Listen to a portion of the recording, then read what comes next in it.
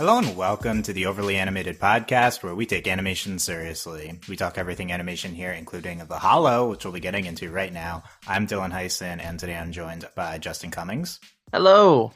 Today, Justin and I are talking Netflix's new animated series, The Hollow. A few-ish weeks old at this point, but new if you have not seen it yet on Netflix. This is a Canadian show by Slap Happy Cartoons, and it's a mystery series about three teens that wake up in a bunker with no memory of how they got there or about anything about their lives. So a big mystery show. We're going to start in a non-spoiler section. So if you have, I forgot to mention that to you before the podcast, Justin, but if you have not seen The Hollow yet, no, you can continue to listen on until I say spoilers, and you will be good if you want to, should I watch this? Should I not watch this? We'll have about a few minutes discussion in general about the show. But find us at overlyanimated.com. We talk about a few shows like Steven Universe and Star Wars Force Vivo regularly, and then we get into some random shows at various points as well. Search for Overly Animated on iTunes. Subscribe there on YouTube at overlyanimated.com/YouTube. Those are the best ways to keep track of our future podcasts. So, The Hollow. No spoilers yet, but Justin, in general, we're talking about the whole season. All of season 1 of The Hollow, we're recapping here, not just the premiere. A lot to get into, and we're going to be very, very eager to get into spoilers. But first, in general, Justin, did you like The Hollow? Yes, I did. I liked it. It was pretty good, I thought. Yeah. What were some aspects, I think, in general that stood out to you? It's highly serialized. I don't think that would count as a spoiler. Very much it goes 1 to 2 to 3 to 4, cliffhangers, every episode. It doesn't take a few episodes to get going and then the mystery starts. The mystery starts from the first 2 minutes of the show. And so I felt that was different from, say, a Gravity Falls or a Steven Universe, where you can tell there's something going on, but we don't really get into it for a while. This just dove right in, and I really like that. It felt very different. Yeah, I think as opposed to a Gravity Falls, this is more of a mini series. It's possible there's seasons beyond this. We don't know yet. But this is a 10-episode experience that you're going to sign up for if you want to watch this. It's you start with this mystery, you will get answers. I think that's definitely an appealing style. For me personally, I love this type of story. Just this the concept. This show starts in almost an exact same way that my favorite video game ever, 9 Persons, 9 Doors, 9 Hours starts, where a guy wakes up in a room with no memory and has to try to get out, and then it diverges from there. But I absolutely love this type of show. There's such infinite potential and interesting narrative direction you can take when you're just holding everything back, and you can slowly dole it out. And then there's just infinite twist possibilities too. So I was super into it in the beginning. It's a little slow in the middle of the show, I think. It did drop a little bit. It's not a very fast-paced show, and there's not a ton of information that's given to you until the end. But a very controversial ending, I would say. I personally really liked it, and I think it's worth checking out, The Hollow, for sure. I don't know if this is a super top tier must check out, but especially if you're into mystery shows, and even if you're not, you could watch the first episode and see if first episode I think is pretty representative of what you're gonna get for the rest of the series. Yeah, I think you should definitely check it out, just because this got lost in the shuffle for me a bit, because I saw it on Netflix, but this came out June 8th, and I was binge watching last season of Voltron getting ready. So I was I don't have time for anything else. I got to get caught up on Voltron. And then, even by the time the show came out, I had never heard of it till it released. And so by the time it came out, us at OVA, we were already okay, when are we doing Voltron pods? Who's on what? We were already getting geared up for Voltron that was coming up. And so it kind of slipped past our radar overall, I think. But yeah, I think with any Netflix show, it gets lost in the shuffle of just giant catalog. For me, this is what came up as recommended when Voltron finished, the latest season. So, Same. So I think that's pretty good. That's a big show. So and I do think it's getting a lot of exposure on Netflix if you're within their like subcategory of who they are pushing this towards. Read a recent, I forget which outlet, but there's a very long article on how Netflix like categorizes people and stuff like that, and just getting into their algorithm and stuff. It's very interesting. They have to be so confused on me because I will go back and forth, like watch Voltron and then I will immediately watch Saw right after, which actually this is a really good middle ground between the two. Like the beginning literally looks like the bathroom from Saw 1 and I'm like, did I click the wrong show? Like it's obviously kid friendly being a Y7 rating, but just the beginning I'm like, I'm waiting for Billy the Puppet. Hello, I want to play a game. Yeah, I think it's like a mature tone. I guess it's like you get the impression that their lives are in danger. So I buy that. Yeah, I know Netflix definitely has you categorized, Justin. They have 2,000 categories that they put people into, and you fit neatly into one of them, I'm sure. But yes, we'll figure that out later. Okay, so we're gonna get into spoilers now for the Hollow. I really, really, really don't recommend listening on unless you've seen all of season 1, all 10 episodes. Like this is not a show you want spoiled. This is like towards the extreme end of you do not want to know what's going to happen. It will ruin the experience. This is like Sixth Sense level. Like the spoiler is Just this type of mystery show where nothing happens. You just can't know more. But yeah. Before we get into spoilers, I do want to say the art style I think might put off some people. I really liked it, but I could see it being divisive. It's definitely different. It reminded me a lot of another Canadian show, Detention Air. I couldn't find any connection in creative like that side, but yeah, if you're worried about the art, I promise the story is worth it. Like even if it's not, I know it's not like Voltron level visuals, but I think the art fits the show very nicely. I think by the end you will be okay with it, and I think that the story is more than worth it. Yeah, that's a good point. A lot of us have been conditioned to be turned off by distinct animated styles. Anything that like doesn't fit our normal South Korean animation, very Voltron Star Steven Universe looking, like we're gonna get turned off of it at first. I initially saw the art style and I was like, but once you get into it, I actually think this show is gorgeously animated. I think it's very, very well animated. And I would say that the kind of the direction and storyboarding side of the show is the highlight. Like the show is super well made. It's got some really great action sequences. It's just extremely well put together. And don't let any initial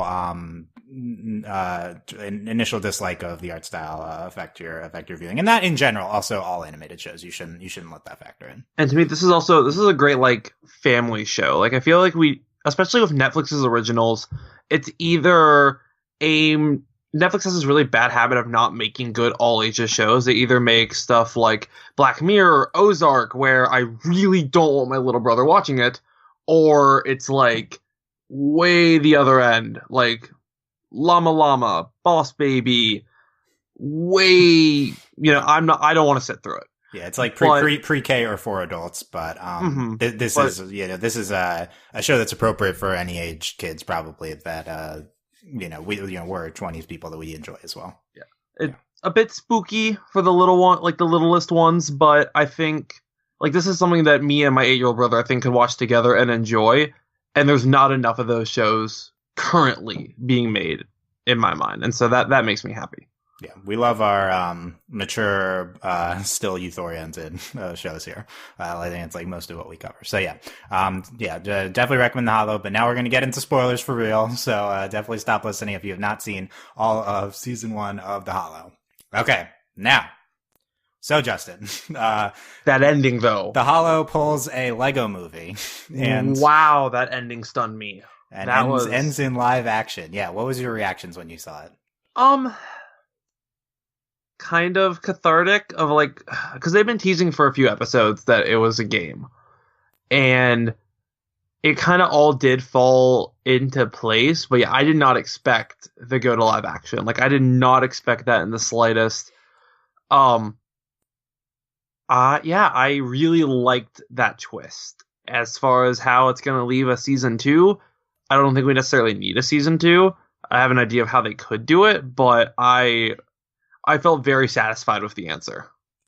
Yeah, in terms of season 2, I don't want to talk about this a lot. This is not a story that should have a season 2 because they ended the story here. You can't do this season 1 again, given what they revealed here. Unless there's a second tier of a reveal, you can't just make it a mystery thing because they gave it away. Like they're in a game show. That's it. Well, the second season is so easy. You just pull a Sword Art Online. This time the glitch isn't part of the game. The glitch is real. They have to go back in and investigate the glitch. Right, so that's a different type of show though. Like we're completely changing genres from mystery to like adventure, like action adventure, which they could do. But the mystery is who's causing the glitch. And so I'm not saying they should, but I'm saying that if they did, I think that's the best way to handle it. And also, there was that very little thing at the end of like, is the real Vanessa glitching? Dun dun dun. Oh, I forgot about that. Yeah, the end question mark. Yeah, that's true. They had a glint in real Vanessa's eye at the end. That is true. Sword Art Online is a good comparison because they do hop back in and go to like a different game or whatever. Yeah. So, no, Vanessa actually just has like a replacement eye, and we're just all being ableist by assuming that it's a glitch. Okay, Justin bringing out the social critiques already. I like it. That eye ending very similar to a recent hot blockbuster movie that came out in 2018. I'll not spoil which one, that ends in kind of a similar way with something in someone's eye. So I was like, hey, that's interesting. I know what movie this is. I don't know if you've seen it or not. I'm not sure. I don't care if you spoil it, so type it in chat. No, don't actually tell me. No, we don't need no spoiling. So no words. I loved this ending. And it's interesting because I've seen a few people within our overly animated community have checked out the Hollow, and I've heard mostly negative feedback on the ending. I think a lot of people have not liked it. And I guess there's some aspects which I'm not that big of a fan of, and I'm going to get into those. But for the most part, I was just very, very happy that this is an emotionally satisfying way to end the show, because this type of mystery show is completely dependent upon the reveal at the end. Like, on one hand, the ending of all shows is the most important part in terms of like individual scene, but it's also like 1/50th of the entire season. Like the experience of getting to the ending is more of your time than watching the ending. But for a mystery show, like the whole entire story is dependent upon hinting at what is actually going on here. And like the way that they just have zero details in the beginning, very slowly dole out any sort of details, but not even really, they don't dole out anything. It's just kind of like, eventually we get to the point where it's like, okay, they're in a video game, and then bam, it was like a game show there, and we see the real life people. Like just the overall story is just completely dependent on how it's going to end. And I'm so worried watching these types of narratives, whether it's like a book, a video game, a movie, or a show, that it's going to end in a way which doesn't give answers. That's my big worry. Like, I call this on the Frequently on the podcast, pulling a Lost. I haven't even seen Lost, but that, in my mind, that's the archetype. Like, that's the trope name around TV tropes, is like ending without revealing why things were the way they were throughout your mystery series. This show does not do that. We figure out 100% why everything was the case, with maybe a few small exceptions that happened within the show. Like, this is like, bam, tonal shift. Like, we were in a video game. This explains everything. We explained that they chose their powers. We explained that these are two teams facing off against each other. We explained who the weird guy was. Like, and like, this is, and like, why we had to complete a level. Like, it was a contest the whole time. It's very satisfying for me to have answers given, even if they aren't the answers you wanted. Like, that's not important. It just needs to have definitive answers. And like, that's the thing that the show does the best. I actually think the ending is the best part of the show, because it pays off in such a definitive, huge way. And not even getting into the medium change, which we'll talk about in a second. Like, it pays off in such a definitive, huge way that it really, really works emotionally for me. Yeah, I thought it was a clever ending, and I feel like I'm almost glad that they resolved it then, because we haven't seen a huge mystery-style animated series like this on Netflix yet, to the best of my knowledge. We've seen maybe some live-action stuff. I don't keep up too much on those, but my fear would be if this had another season, by the time season 2 comes out, because we watched all of this. I watched this in like 2 days. By the time season 2 comes out, am I going to remember every little detail? And I feel like with the binge nature of Netflix, it almost encourages forgetting those details Yeah, 100%. because you're watching it so fast. Yeah. But I just I in feel- general, you can't hold off this until a second. If the season 1 came and it's like, find out what happened next time in season 2, I would not be recommending this show. Like, you can't do that. You have to reveal the answer, like, at the end you gotta of at least your arc. do a big chunk of a reveal. Like, you can keep some mysteries. I thought the show was definitely like, nope, we done. But I felt like they could have, as long as you at least solve something, you can have a cliffhanger as long as there is resolution to something. But this show was like, no, we're done. And I feel like they don't necessarily want to do a season 2. I would be interested. I want to know more about the world now because we only got like 3 minutes of the actual world of this show. Like, I want to know, how did this become a thing? Like, who agreed to like go into a game where they lose their memory? Who, how long has this been going? Is this the first championship? Like, but that's just me. I love that kind of world building. I love games, but that's what I want to know now. And they answered all the questions, but gave new ones. But I think those are ones they don't necessarily want to answer because they don't have to. Yeah, it does bring up some intriguing possible continuations. For me, I don't care about any of those. For me, this paid off the questions that the series brought up. And it's like, okay, we're done here. Like this was a mini series for me. Well, Sense8, give me like a 45-minute special series finale that just the host, just following the host, how it all happened, and it ends at the beginning of the show. Boom. That's all I want. Yeah, I mean, also it's an animated show, so I don't think that, let's get into that in a second. But yeah, comparing it to like your Gravity Falls, which is another mystery show, Gravity Falls isn't all in on its mystery like this was. So leaving things, until season 2 of that show was not a big deal. This show is all in on the mystery, so you needed to reveal it at the end of season 1. And that's why I'm so happy with the ending. It's like, they gave us the definitive answers at the end of the season. Like, I'm thrilled. That's it. Even if I thought, episodes 1 to 9 were underwhelming, to a certain extent, I thought they were. Like, it paid off. So I'm so happy with that. And I think a big aspect of this is the medium change from animation to live action. We saw this at the end of the Lego movie. And I mean, spoilers, but it's impossible to not, spoil the Lego movie when talking about this. I have not seen this in a television series yet. And we are, like, what's so interesting to me is that we're playing with the medium of animation. Like, we're using animation to tell the story. It's not like we're telling a story in animated form. The fact that they are animated characters is explained by the story at the end, because that's why they look the way they do. It's a video game, and like that's the video game art. And now it's very meta, and now we see the real life versions of them. So it's just from a common using the medium as a narrative tool. It's fascinating to me, ending it like that. I've seen this in a show once before. It was the 5th season of Code Lyoko, the kind of sequel reboot that they did that was only in French. Yeah, I don't know if that counts, but yeah. But that was very similar of live action going into animated, but you knew from the very beginning that was going on. They didn't use it as a shock. They didn't use it as a twist. Right, it was a reboot in live action type of thing. Right. Yeah. Whereas this is like a narrative device, like much like Lego Movie did. It's like, why did the characters look like Legos in Lego Movie? Well, literally, we are seeing the Legos that the humans are playing with. Like, it's the same thing. It's fascinating to me. I thought it was a great twist to reveal, because like, it's one thing if you already knew it was happening, but you had no idea. Like, my jaw dropped. Yeah. Like, to me, it's the most surprised I've been, besides the recent major Steven Universe stuff. This is the biggest surprise I've had in quite a while. Yeah, I agree. This was one of my biggest, I live for twist. Like, this was one of the biggest emotional reactions I've had to a show in years. Like, it was huge to me. Like, that alone is, and I guess I'm trying to sell people on the ending. Like, that's the reason. Like, it was this awesome experience of watching it being live action. And it like justifies the video game thing, because otherwise that's kind of an underwhelming thing. Like, imagine the other way to do this, which is if you just animate them coming out of the video game at the end in a similar way to this being live action here.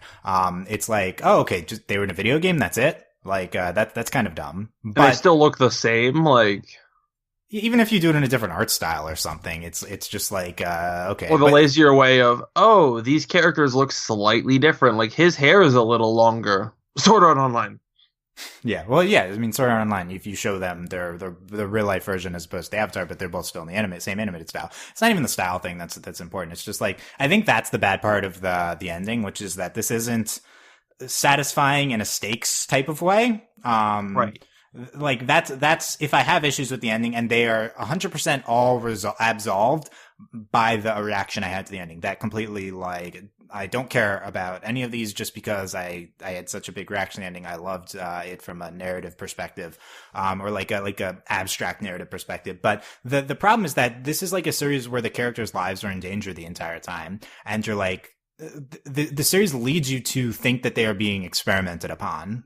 Like these are special kids with powers. They're in some sort of government or corporation experiment. Or they're already dead, like, you know. Or they're already dead, as brought up in the series. Like these are, I think they might have brought up experimented or something like that, or something similar. Like these are negative things that like these are ways in which their lives are in danger or their lives are not non-existent anymore. And ending with this very happy game show that they opted into, that the crowd is cheering. They got out. One of the teams won. Extremely low stakes way to end the series. Yeah, and I think it's unsatisfying because the tone was so the tone of the show was very in danger the entire time. Do you agree with that? I agree, and I especially think that I like it a lot just because you gotta keep in mind I love games as a narrative device. I love framing things around games. I love the idea of games. And so the ending being a game, a tournament, a video game, to me is so satisfying.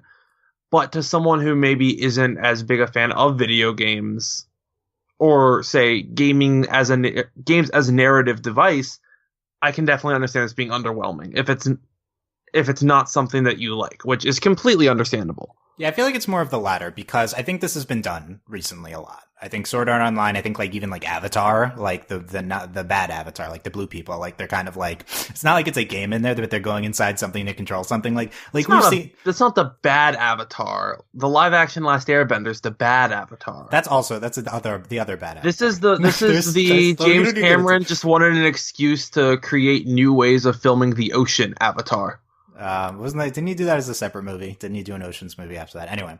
He's doing another. That's what Avatar 2 is. He spent all this time making the movie by just building new water boats. My point is this is familiar narrative territory, I think, recently. You being inside something, controlling something, or being inside a game. Yes. So I'm kind of tired of it, and I think I don't. It would have been fine, I think, if they were coerced into the game show. If it was like a Hunger Games type game where they're like fighting to the death, and the really bad part I think is when the other team wakes up and the other team is fine. That's tough to swallow because one of the things that you're experiencing watching the ending of this show is you're seeing the world being deleted and like only the boss level is the last thing, and you're like, holy crap, that other team died. Like they didn't make it. What happened to them? They're just gone. I kind of liked them. But no, they're completely fine at the end. There's no punishment for like not winning. And it's not like I wish ill upon these people, but that sounds like you're wishing ill upon potentially teenagers. Like, look, I love, there's no way they were teenagers, but I love Vanessa, but, yeah, all the actors are like, like young adults. Yeah. But,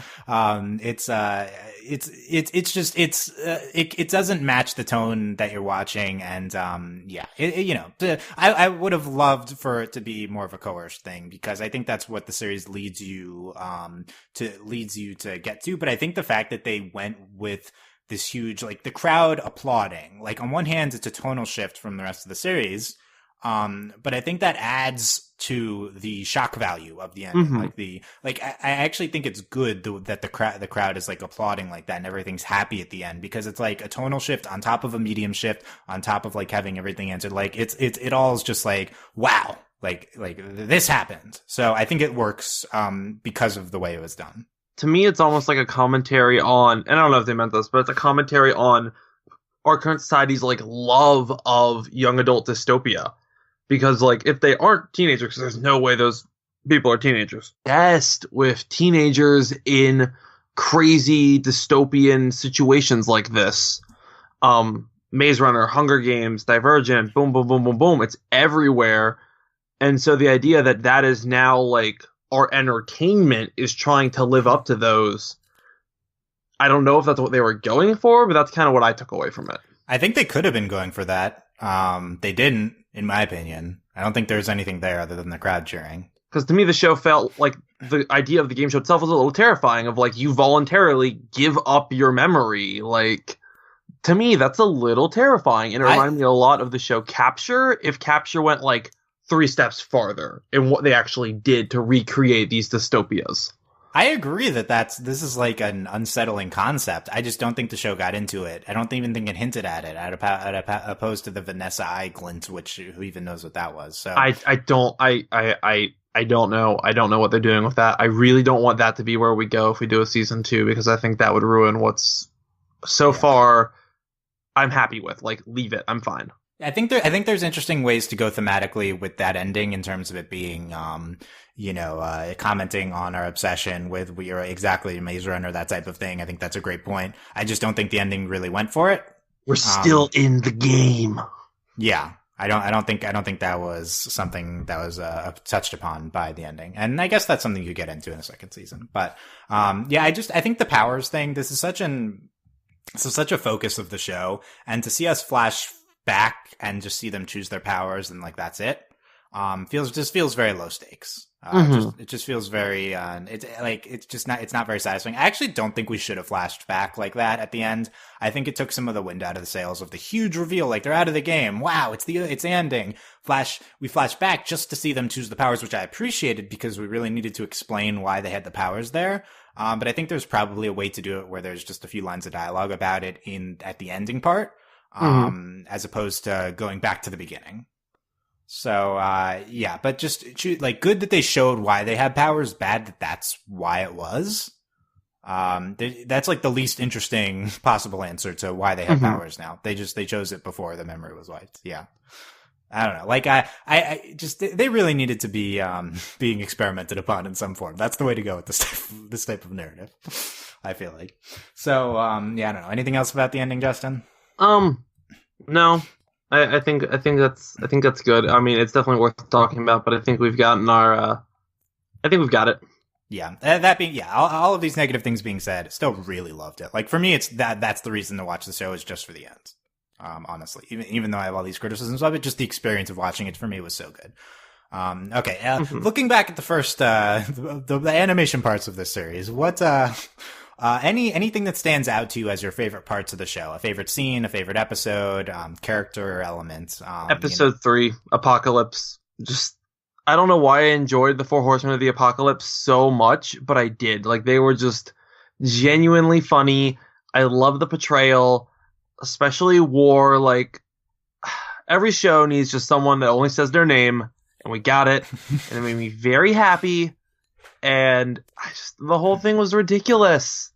And that's what I liked about the early parts of the show is it would contrast from like really, really dark and spooky to almost absurdist. And I really enjoyed that kind of back and forth. Like it didn't feel like we're dark and edgy. It kind of gave it more of a, we know what we're doing.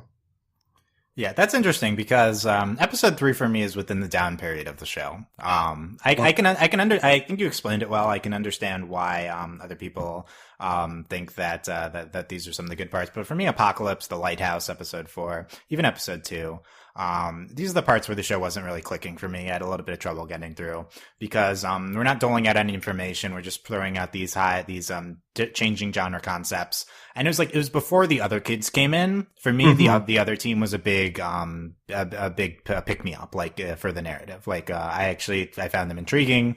I think that they were interestingly characterized, and the way they interacted with the main 3, I think, was great. So this was the part that I struggled with the most, I guess. Yeah, that's fair. I kind of like the genre of the week kind of thing. But I can understand. I know that's not everyone's cup of tea, especially in a show that is this serialized. Yeah, I think it just depends on how they did it. Some of the other genres were better. I like the amusement park. I don't know. I didn't really like that much. You didn't like Benjamini? Not really. What is Benjamini? I could do without Benjamini. What do you not like about Benjamini? Yeah, that's how he talked. Did you like Benjamini?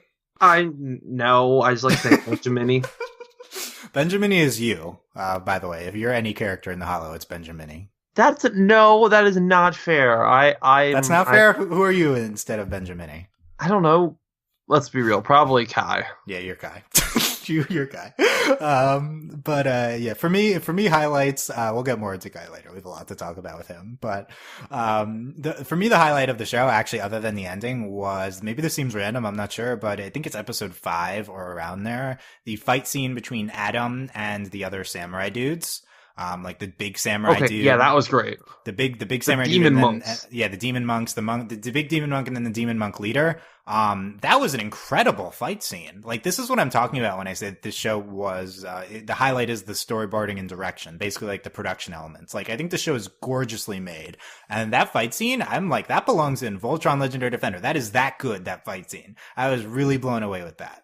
I will take that. Now, I need to ask, are we doing a best fight scene for the end of the year awards this year? If we, maybe that'll be our 5th category for the OVAs. And I want to nominate that scene. I think that was incredible.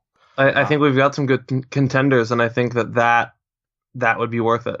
Yeah. I mean, there's other good fight scenes. I think that scene deserves it. Yeah, I think that's the best one. I think 9, them fighting the other team, that was good too. 10, them fighting the dragon, that was fun. But like, that's the one that really stood out for me was Adam versus those guys. I was like really blown away. And I didn't even care about the samurai elements. Again, I guess I had trouble connecting to the vague genres that they were presenting to a certain extent. But I was really into that part.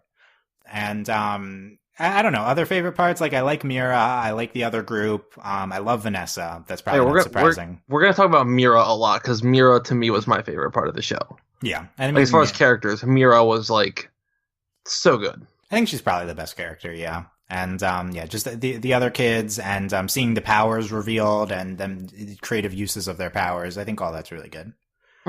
Yeah. Okay, so let's go through the characters. We'll start with Adam. I think he's supposed to be the lead, even though I would say Kai gets more face time than him. Yeah. Adam's also incapacitated for a few episodes at the end. I felt like they did a good job of balancing the 3 leads.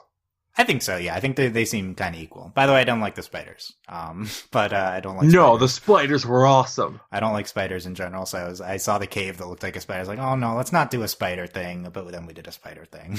I like the spiders. I did like seeing him fix the legs and that whole type of thing. I'm glad that they were like not, as far as I've seen spider people portrayed, I think this is one of my favorites. Like they were benevolent spiders. Right. They were good until they were crossed, and clearly, if it had only been a day, they're gonna be nervous.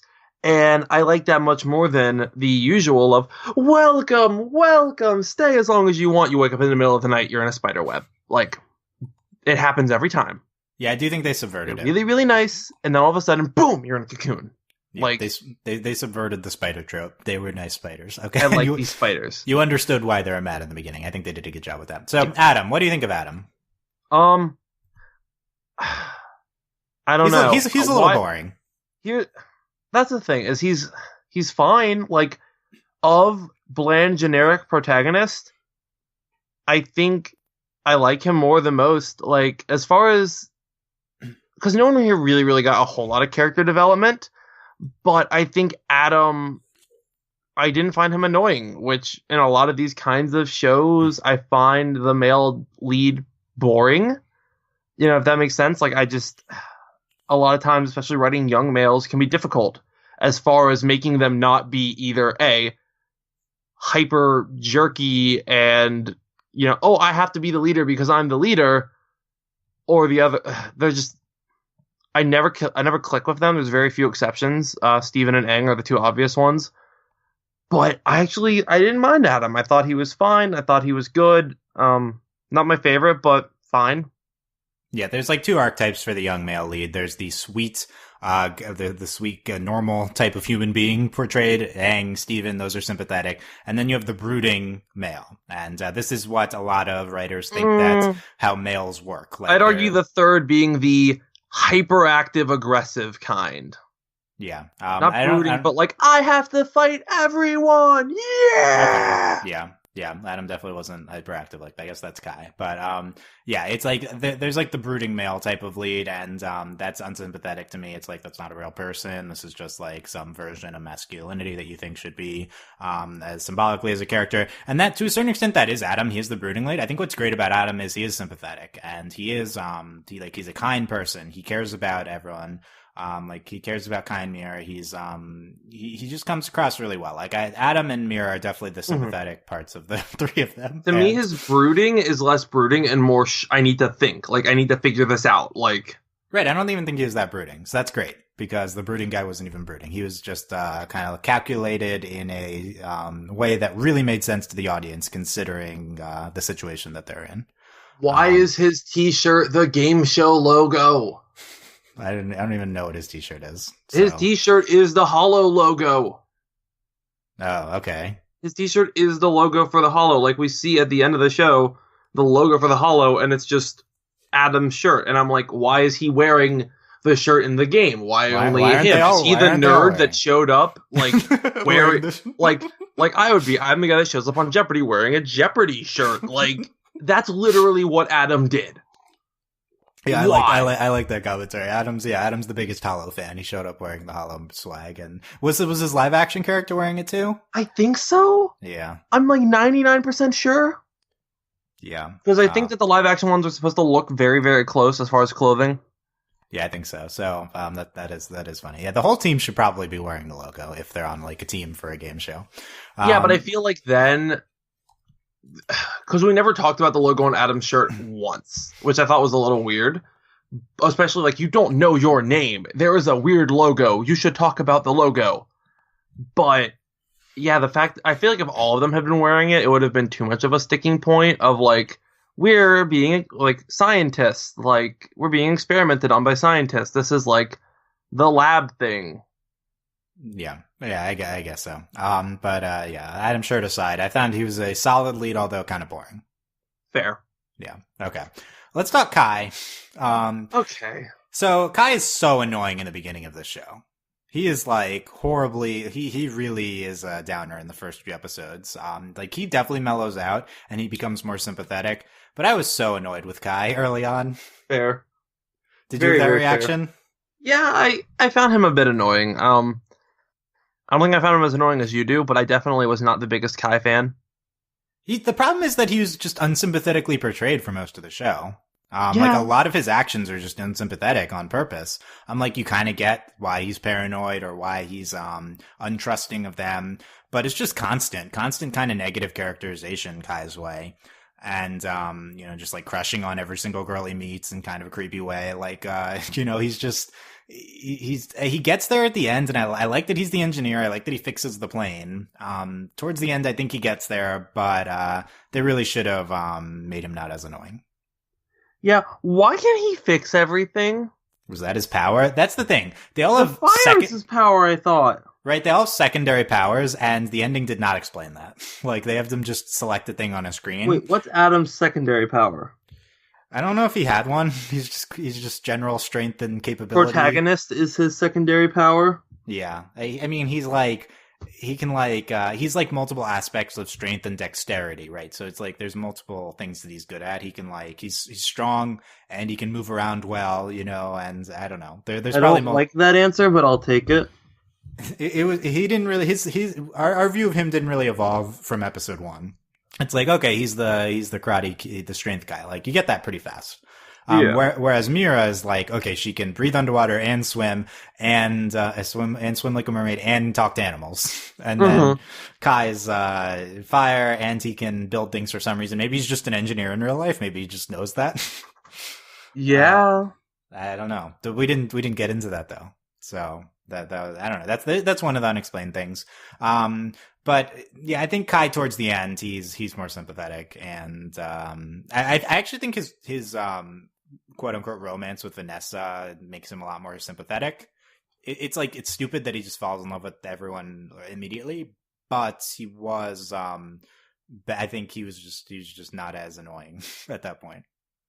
Agreed. I think that definitely that era of Kai by the end of the show I liked more because from the beginning, because I watched this with my girlfriend and she's like, Vanessa's evil. Vanessa's evil. Vanessa's evil. And I'm like, no, I think they're gonna subvert it. I really think they're gonna subvert it. I don't think so. I think that maybe we're gonna go in a different direction here.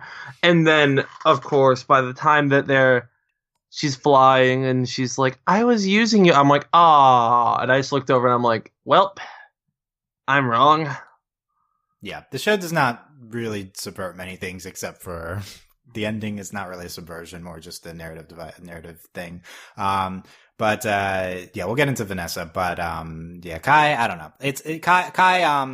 I think they felt like they needed to have jokes in the beginning. This is a typical thing with shows aimed at kids. You get network notes saying like it needs to be funny or it needs to have the jokester character, and so they play up on one of the characters and then they mellow out. I think this happens a lot. So I think Kai is just it's not. I don't blame you, Kai. I blame the children's animation development process that makes him end up in that position.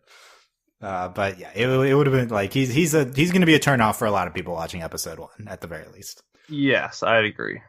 Okay, Mira. So, you said Mira's the best character. Why? Because she goes so beyond being the typical, like, token female on one of these shows. She doesn't get herself captured. Yeah, we thought she died, but no, she's just like, I'm just gonna swim like a mermaid now. And she, I think, just does a really good job. Honestly, without Mira, they would have lost. Like, yeah, Adam's strong, but no. You don't have Mira, nothing gets accomplished. She pretty much figured out everything, I think. She is, to me, the smartest. And yeah, I don't think that they win without Mira. I think she is kind of the crux of the team. Yeah. She saves them at several points. The whale, she talks, I think talking to other animals gets them there at a few other points. That's so great that it's not violence that saves the day. The only things Adam actually solves are the specific combat challenges incorporated into the game. Every other problem, Mira solves it with non-violence by just talking to animals and being nice. Like, violence only solves the problems in this show that are combat situations in the video game. That's it. Violence is not always the answer, and I think that's really important. Yeah, that aspect of Mira is great. She's just a very sympathetic character. Obviously we're going to be predestined to like this type of character, and she's the token female in the group. The show isn't great with having a lot of female characters, so we'll get into that, but it does have Mira, who I think is really excellently characterized. I think her powers are really awesome. I think she does a lot in a variety of situations. I think her interactions with the rest of the team are good, apart from the random scene of her kissing Adam. We'll get into that, but I forgot that happened. Yeah, they don't do anything with it, really. Which is good! Should have done something with it. I've been a stupid teenager. Teenagers do stupid things. We kiss people for no reason. If that's the intent, then I appreciate it, but at least narratively, it's weird to just bring it up and not do anything. She is. Basically, every time she interacts with anyone, it's great. I think her talking to animals is the coolest power on the show. Yeah. It's for the most part, it's just like she talks to an animal and they help her. But like, I like that they like show that it's a conversation. Like she's like saying things, and like the polar bear, like she knows like what to save the cub. And, it's like they're actually like having an English conversation. And then there is one part where it's not a get out of jail free card with an animal with devil wolves when she goes back. Like she tries to talk to them and it doesn't do anything. So I thought that was good. But yeah, that was I guess the most intriguing power, although it's not clear why she has that. What was the thing she was picking from at the end? Did she pick animal or did she pick like water? I think she picked water. Right, which is like I can swim in underwater. I don't know why you'd pick that one, but she can't even control water. She's just decently enhanced in water. Like, yeah, why isn't she a waterbender? Yeah, I'm not sure. Kai is a firebender. Why isn't she a waterbender? I really thought Kai was going to have either indestructible skin, like Luke Cage style, or was going to have electricity powers. And then, like, nope, fire. Yep, he's a firebender. So that's all Kai. Normally we say, like, tongue-in-cheek, like, oh, it's an earthbender. No, Kai literally is just firebending in the show. Like, it was the exact same thing how it is in Avatar. But yeah, it's that wasn't necessarily. No, yeah, I agree with Kai. That wasn't a satisfying reveal for his like, what's Kai's power going to be? Oh, he controls fire. Okay, sure. But yeah, Mira was great. So the thumbs up all around on Mira. How about the other team? Vanessa, Skeet, and Reeve. First of all, did you remember the other guy's name was Skeet? I tried to forget. Do you like that name, Skeet? I need you to stop, Dylan. Oh, you need me to stop saying Skeet? Okay, what you? So Vanessa turned out to be evil, and she was obviously evil the entire time. She was not obviously evil. I really thought she was gonna be nice. Yeah, at the very least, she's the evil archetype, right? But yeah, it's reasonable to think they're going to subvert it, because it's just like, why would we just make this obviously the way we're like portraying her? She's going to turn out to be bad, and she's using Kai with her evil womanly ways. So why don't you just now? Granted, it's not hard to use Kai. No, as we've seen, not hard to use Kai. But I could get Kai to flirt with me. Like, it's not hard. Okay, interesting. All it takes is like a wink and boom. Like, yeah. He's I guess he's a realistic teenager in that way. But yes. That being said, I loved Vanessa. Like, I mean, this isn't a surprise. I love the mean girl archetype. I love that she was evil. I was living for it. I was rooting for Vanessa to win over our heroes. I thought we're gonna get a Ladybug crossover, and her and Chloe are gonna be best friends. Exactly. She's Chloe. I loved it. And she's flying. It's fine, I guess. Yeah. I thought she was like, if you can get past the fact that this is a very sexist characterization, then she's cool. But if you can't, then I understand that, because it's kind of horrible. As my girlfriend said, she's a walking, talking Bratz doll. Yeah, kind of. Like, part of that plays down to the animation style, but like specifically her, like not Mira, but just like Vanessa's head, especially, is just like Bratz doll shaped, like an actual Bratz doll. I think Mira looks like that too. Not as much. That's the style of them animating girls, I guess. It's also especially apparent on the girls that they have the hair thing, where they have like the outside part is a different color than the inside part of their hair. Yeah, that's also on Kai, I think. So it's just all people, but I think that's kind of cool, I guess. Although it makes everyone look like emo-ish, like everyone's an emo kid in the show. I feel like everyone just would be an emo kid in this show, though. Like, yeah, they play a game show where they go inside a virtual reality machine and lose their memory. Of course, they're all emo kids. Like, yeah, I think so. Any thoughts on Skeet? He's boring. I like. He's the nice one of the group. I feel like he's nice, but only because he's an idiot.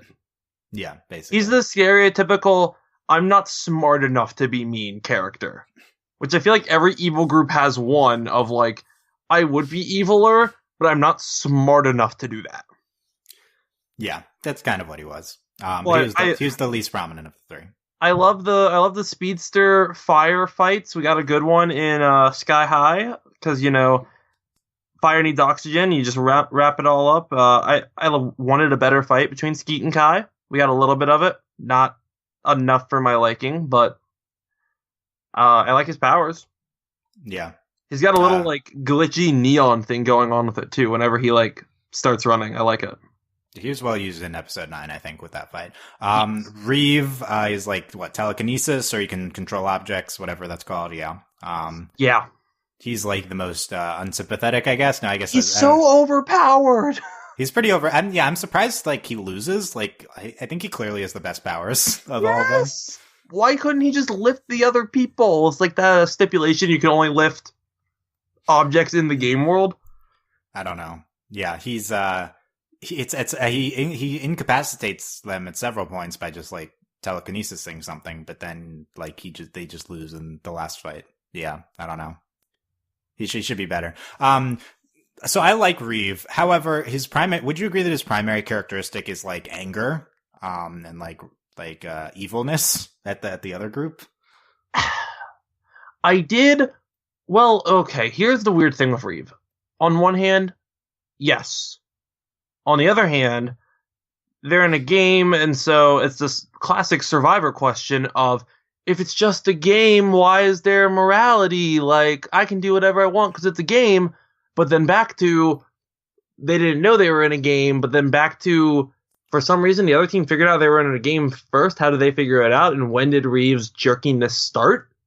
And so it's a whole cycle of, I don't know why he's so angry, but yeah, he's angry. Yeah, side note, the other team somehow realizing that they're in a game, One of the things that goes unexplained at the end. I think I'm assuming that they just put a piece of the puzzle together quicker than we did. That's the impression that the end of the show gives you, is that they were both on equal footing competing, so that they were just ahead of the other team. But yeah, we'd really need to know that. That's unsatisfying that they knew something that they didn't, but we don't explain that. Also, like Tree Woman, we don't explain her at all. I think that's unsatisfying. Another part is like there's only one quest. Like they refer to, we're gonna do quests to solve the end of the game. No, you just had to bring the stick to the Tree Woman. That's literally the only question that was presented in the entire show. Yeah. So these are things that were not explained by the ending. Reeve is, I'm going to go kind of harsh here. I think Reeve is a racist characterization because he plays into the angry black male stereotype. I think it's kind of baffling that they made him just only have anger as his only characteristic. He barely speaks even. Yeah, it was baffling to me. Like the same thing with Vanessa. Good. Vanessa's super sexist characterization. Reeve is super racist characterization. I think to the show's credit, I guess Adam is not white, so that's he's a good POC. And if he's supposedly our lead, like I think it's more of an ensemble of the three. But if Adam is supposedly our lead, then non-white lead, so good job. Yeah, person of color lead, and he's a great characterization. Also, Mira, probably not white, and she's great characterization as well. That being said, Adam is, I think, voiced by a white person, and also I think live action Adam was white. I think you're right, that's horrible. Really weird. Actually, that was horrible. It was live action Mira white too. I don't even remember. But, I can't remember. I was a little too dumbstruck at the end there. Her voice actress is white as well, so they whitewashed the voice roles, but they also at the very least Adam whitewashed the live action person. That's baffling. I don't understand why they would do that. It's just racist. That's not good. And this is an overall theme of the show. The show is not progressive, I don't think. Like that's the reason. And we're like the liberal. We've been called the hippie liberal animation podcast. We're the progressive podcast that talks about these types of things. And this, on one hand, 2 out of the 3 leads not white and great characters. On the other hand, you have Reeve and you have the whitewashing. In terms of gender stuff, on one hand, Mira's a great character and she's a lead. On the other hand, the other prominent female character in the show, Vanessa, is just the sexist archetype. And there's also 0 other females outside of Tree Woman in the entire show. Like one way you can tell if a show is a sexist perspective or not is hey. There was the Witches. Oh, the Witches, right? The Witches, another sexist archetype. The Witches, that's a good point. I would go more with that being like genre of like. Clearly they're just trying to do a genre. Like that's more mythological. I get why they did it, but it says something that they pulled on the sexist woman archetype as opposed to a different, woman archetype. But one way you can tell the show has a good perspective or not on gender is whether all the random secondary characters they introduce, what they are, and almost every single one in the show is male. So I think that is telling. I do like the Tree Woman was female and she was cool, but we didn't learn anything about her, which is disappointing. Not great with gender stuff in general. Not great with race stuff, and also just 0 queer representation, obviously. So that's yeah, that's how it goes, I guess. What do we think of Weird Guy? The weird guy, the host. Genuinely, I liked him a lot.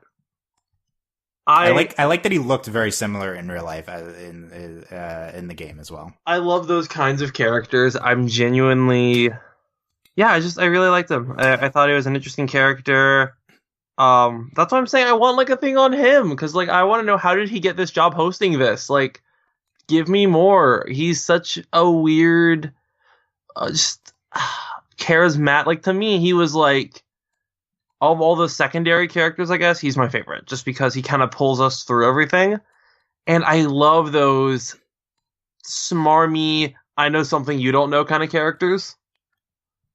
Yeah. And I thought he was just so great. So great. Yeah, he's really interesting, and I think he pays off. Like, as we talked about elements that don't pay off, I think him being the host is really cathartic. Like, and it makes sense. Like, I can give you so many hints. Like, yeah. I thought that was great. Like, we explained the hints, we explained why he's randomly popping up, why you can portal them all over the game. That was good. I thought that was well done. We can explain that random line of "you chose to be here."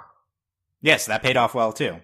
Another favorite scene, I didn't mention this earlier, was the first time we see the glitch hat. We see it glitching when they run into when Vanessa, I guess, and Kai are flying and they run into the sky. That to me is like, oh, wow. Like, what's happening? That's what I live for in this type of mystery series. And I didn't think that was like a computer game glitch. I was going more like Catching Fire glitch of like, this is all a big contained biodome. Yeah, Truman Show. Exactly. That's what I thought it was too. I thought that they were contained within a thing. And this is like fake life or whatever. The fake blind man. Yeah. Exactly. That's maybe what that hinted at as well. That was kind of a mislead, red herring type thing. But yeah, that's the type of thing. Cause it was like, it felt huge. Like, wow, we're getting somewhere, but it didn't give anything away. It just like very slowly getting us to the video game thing. And it did play in well to the video game thing at the end. Mm-hmm. Yeah. So I loved that scene.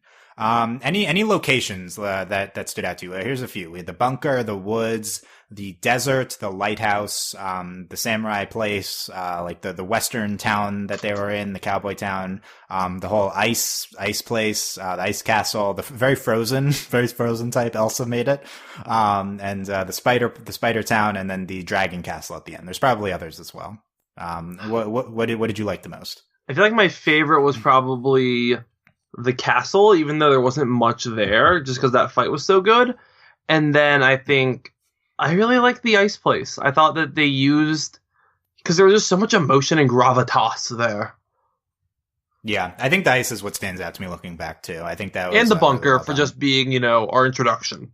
Yeah, I think bunker / woods.